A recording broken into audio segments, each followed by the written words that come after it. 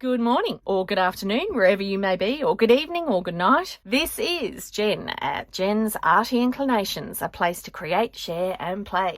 Hello everyone.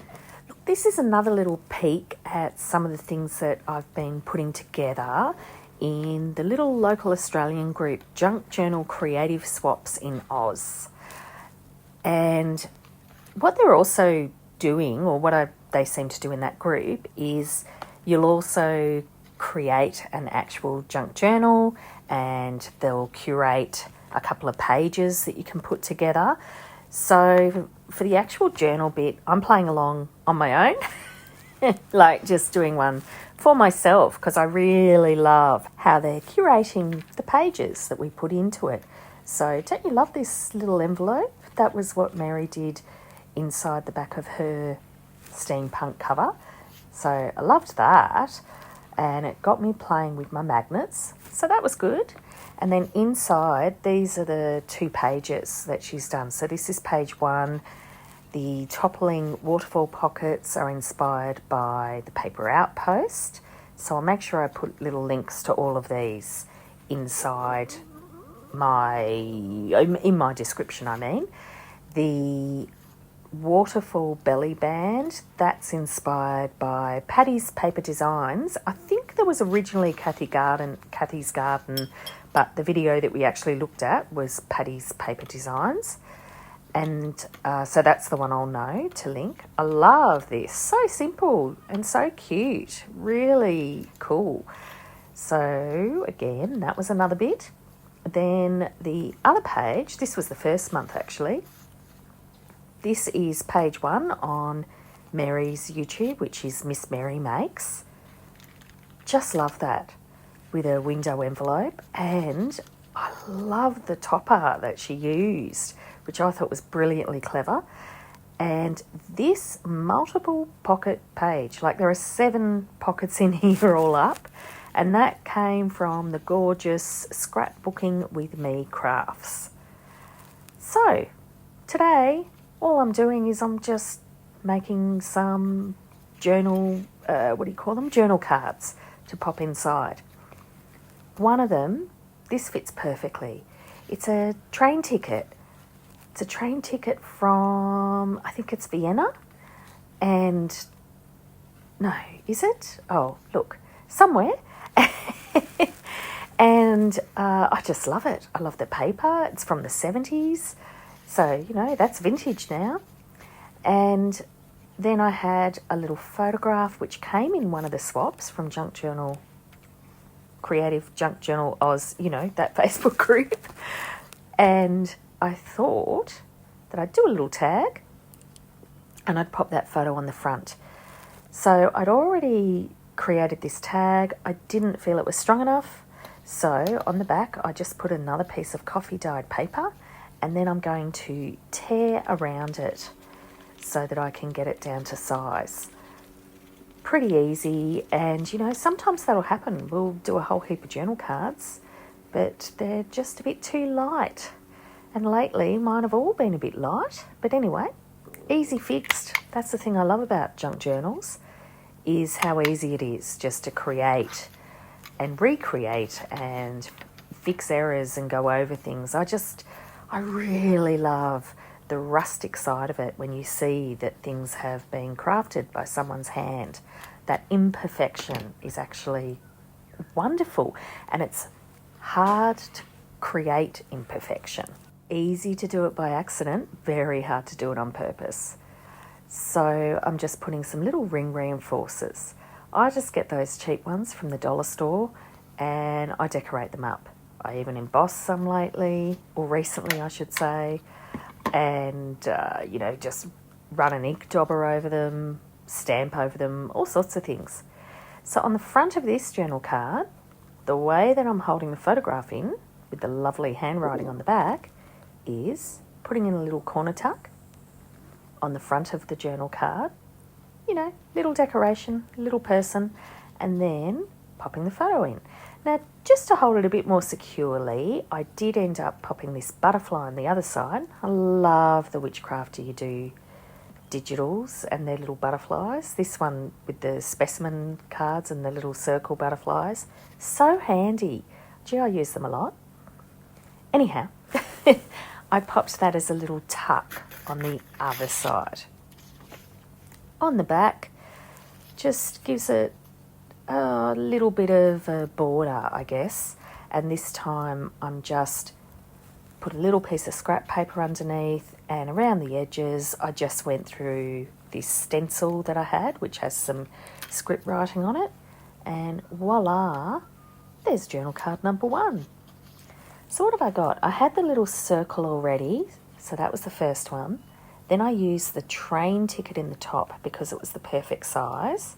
So that was the next one. So this is the third one. So then I've got 1, 2, 3 more to go. No, 4 more to go. All right.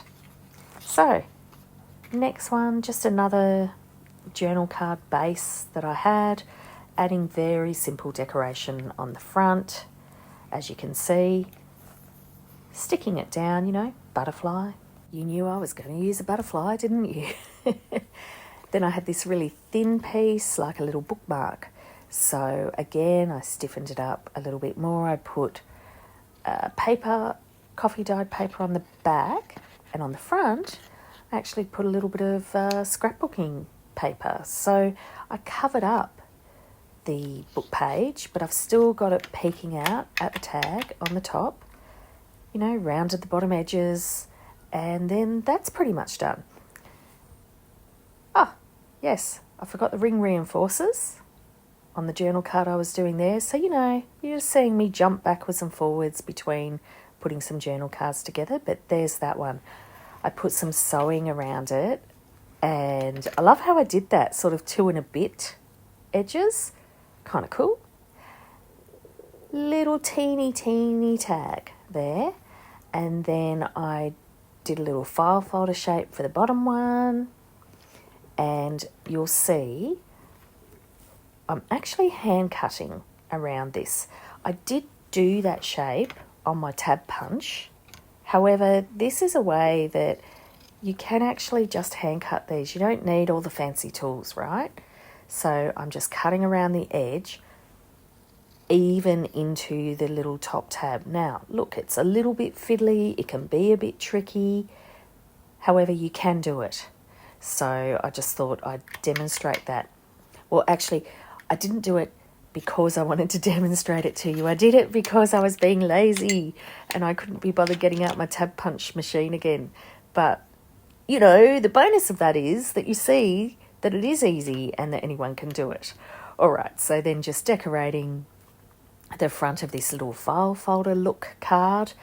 And then that was all my little journal tags done. So what I've worked out was it all just looked too much the same. So I got out my watercolours and I coloured the backgrounds of them, and I did it basically in a Payne's grey watercolour, and I did it pretty strongly. But then behind some of the darker ones, I added some red watercolour that just gives a tinge on top of the black, which you'll see in the final scene. But I forgot to film that bit, so you didn't see that bit.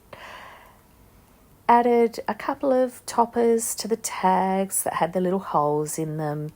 Bit of lace on that one. You know, there's calico on the circle one already. I added some calico to these 2 journal cards as well. But the way that I did that was I just tied it. So I just wanted them each to look slightly different, but they're all still kind of within the same theme. But something quite interesting, you know, for someone to check through and have a look at, even though this one is for myself. So there's that little journal card with the little photograph in it. And, you know, working out which one goes in front. That one? No, that one. And I swapped these around so many times. Pretty funny. Anyhow, this is where I just did the final little touches. So, you know, I inked around the edges. I put a couple of extra tab toppers on. I, you know, added a bit more watercolour around the opposite page as well. And I've got a tuck on the back of that. So that just gave a bit more reinforcement in my head to the front piece and added a little bit of something I can use later. So there you are. How cool is it? I really like it, and it's very dark, this particular one, because it's in that steampunk theme. So not my regular vintage stuff, but we'll just go through each of the journal cards that you saw me finish off. So there's a little circle one. I do have a video on that. I'll try and remember to link that too. Gosh, so many links. And all the little journal card pieces that you can see inside it. I quite like them. They're all similar themes because they're using, book pages and that steampunk kind of look. There's just a bit of a nod to steampunk in each of them. But they're all different enough too. So they have something that makes them go together and something that makes them a little bit different to each other.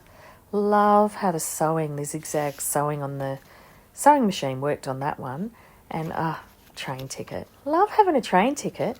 I've got all these train, pieces of ephemera that I collect because I do want to do one for my son, J Bear, one day that he can look through that just has interesting pieces. I just need to make it a little bit more robust for him so that he can actually, see, so it can last on him a little bit better. Although this is pretty robust. I mean, I'm surprised how our junk journals hold up sometimes. And we are always conscious of that, aren't we? Putting extra glue and reinforcement behind things and, behind the top of pocket tucks and all that sort of thing. But, yeah. Now, as you can see in the end here, I did add a bit more embellishment on the pages themselves. So I had lots and lots of fun putting some gears and things like that onto them.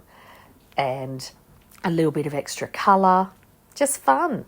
Anyway, take care. I'll see you next time. I'd love it if you could leave me a comment below. Hit the like button if you enjoyed what you saw today. And of course, please subscribe if you haven't already. I will see you next time. And in the meantime, keep creating. Enjoy!